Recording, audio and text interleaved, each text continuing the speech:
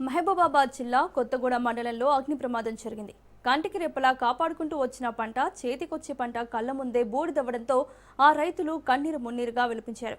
కొత్తగూడ మండలం తాటివారి వేంపల్లి మెయిన్ రోడ్డుపై ఎరగాలి మంటలతో ఈ ప్రమాదం చోటు చేసుకుంది. స్థానిక రైతులు రుద్రవర్మ 25 బస్తాలు, తాటి సంపత్ వెంకటేష్ 10 క్వింటాల ధాన్యం, శృతి 5 క్వింటాళ్లు మొక్కజొన్న ధాన్యాన్ని ఆరబెట్టేందుకు రోడ్డుపై పోశారు.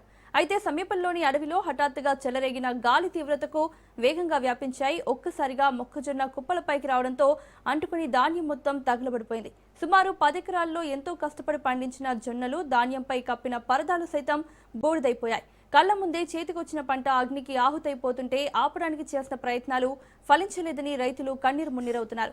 అప్పులు తెచ్చి పెట్టుబడులు పెడితే ఇప్పుడంతా బూడిదైపోయిందని ప్రభుత్వం తక్షణమే స్పందించి తమను ఆదుకోవాలని బాధిత గిరిజన రైతులు వేడుకుంటున్నారు.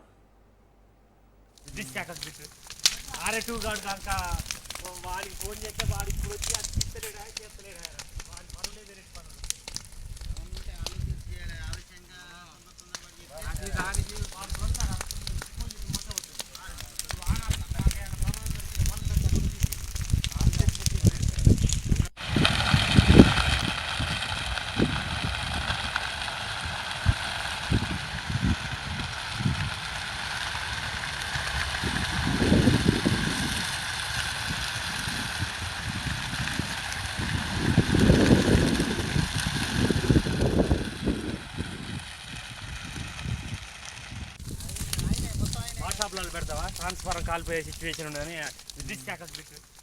ఆర్ఏ2 గాడు కనుక వాడికి ఫోన్ చేస్తే వాడికి ఇప్పుడు వచ్చి